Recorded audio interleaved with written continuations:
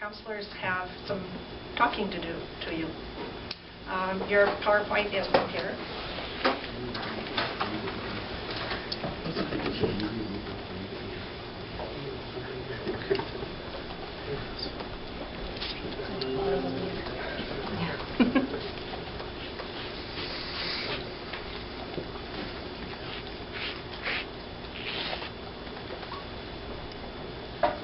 While they're getting that ready, I'll go ahead and start. First of all, my name is Becky Halber, and I'm the elementary counselor. I'm Trish Fire, I'm the middle school counselor. And I'm Jen Wallace, I'm the high school counselor. And we're here tonight. It originated really from a professional development opportunity that we're doing through our AEA.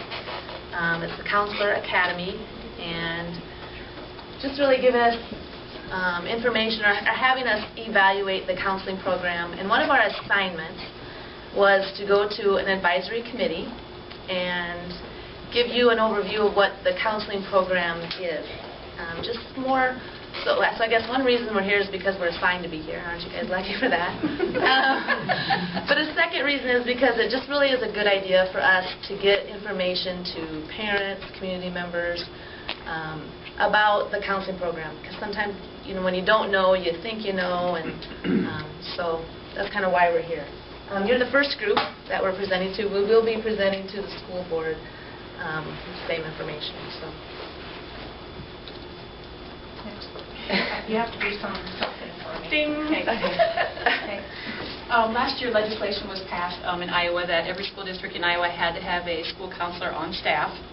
And it also had said that our program had to be comprehensive in scope, preventative and design, developmental, data-driven, all of that stuff. Basically what that means is that our program has to be age-appropriate. There's certain things that she does that I would never consider doing with the high school kids and vice versa. It has to be available to all students. We have to make our program available, yet we do individualize it based on individual student needs. And then we assess what we do and then revise as we needed to each year, because kids do change from year to year. Another piece of legislation was that the school counselors have to be licensed, and the way we become licensed is we go to graduate school, we get a master's degree in school counseling, and then we are certified as school counselors. There is another way that you can become licensed. You do not have to be, in the state of Iowa, you do not have to be a teacher. When I got my license, you had to teach 2 years first with your teaching license, and then you could go back and get your master's. It's no longer that way. People that have like a psych degree can go back to a program and become a school counselor.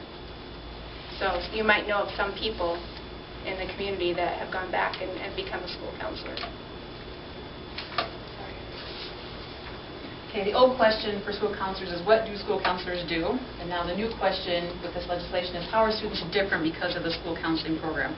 So we're going to just basically give you an overview of what our school counseling program is, the different components of it, and what that looks like for esccac County.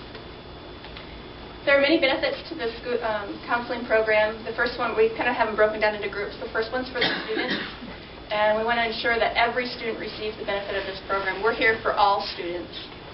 Some students use us more in different avenues than others. We monitor data and facilitate student achievement. We're in a group, a professional learning community group during in-services, and we're really looking at at-risk kids. So we're looking at the kids that are at that failing or just above failing. Why are they getting it? We're starting to ask questions. So we're really monitoring that data. For students, we're here for development of skills to increase success. That's where our individual counseling comes in, or our group counseling. And then the last thing is enhances articulation and translation between levels. This year, we're trying something to ease the pain and suffering of transition.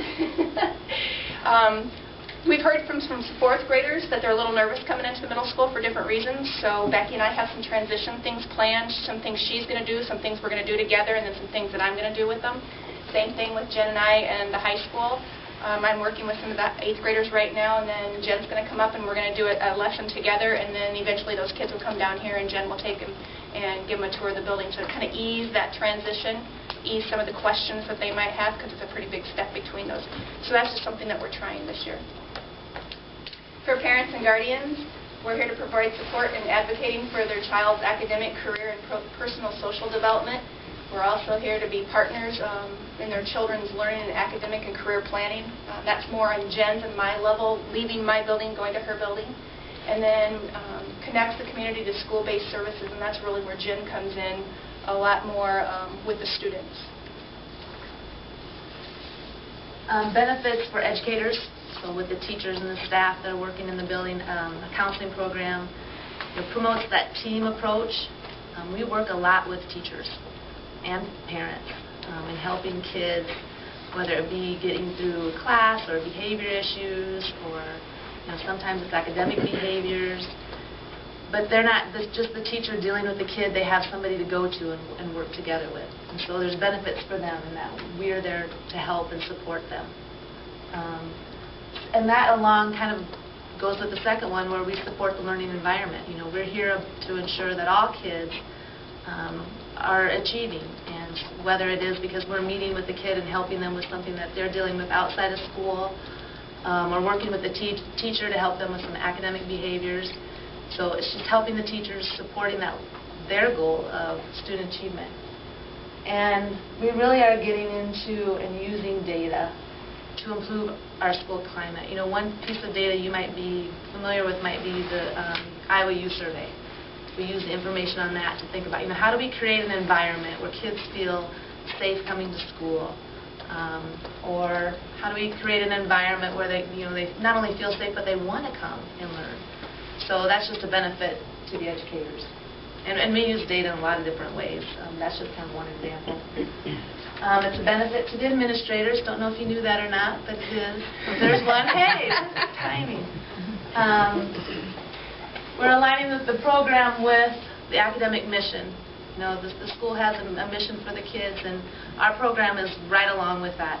Our goal is for the kids and then for student achievement. We have proactive guidance activities. At the elementary level, I'm in the classroom once a week, teaching kids some of those soft skills of getting along with people, developing friendships, being able to solve conflicts. So it's that idea of teaching it before it arises. There are times when things arise and then we're reacting, but we really work for that proactive approach, trying to get in there and teach so that they can use the skills when the issues come up. And again, the data comes up, and we work with the administrators to help improve that school climate so that kids can succeed, not only with their behaviors, but in an academic sense as well. In the community, we build collaboration, which is connect business and industry to the school and school to business and industry. A lot of that, at my level, I do a lot of setting up job shadowing for students. A student will come to me, I might be interested in engineering or, I don't know, nursing. There's two. So I'll find, someone that will let them maybe job shadow them for a day or two, and as an engineer and then as a nurse, so they can just get a feel of what it's like in that work environment, whether or not it's going to fit their personality and their needs for the rest of their life.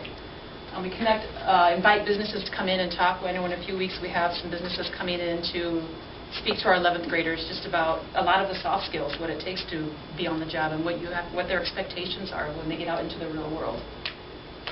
We support the academic preparation necessary for student success. Make sure they are in the right classes to get that job they want to take. If they want to go into nursing, we don't want to fill their schedule with a bunch of art classes. I'm not saying art classes are bad, but we're going to gear them towards more of our healthcare classes and math and science courses. For business and industry coming to school, I already addressed that piece, so move on to the next one. Post-secondary education. Enhance the articulation and transition of students to post-secondary institution. A lot of that revolves around making sure kids have the right classes to get into that college they want to go to. Make sure they know what it takes to get in, not just classes, but like ACT or what kind of test they have to take to get into that college. Encourage students to seek a wide range of post-secondary options. That's not always possible. Some kids have their heart set. As soon as they come to high school, they know they're going to go to Iowa State to become an aerospace engineer.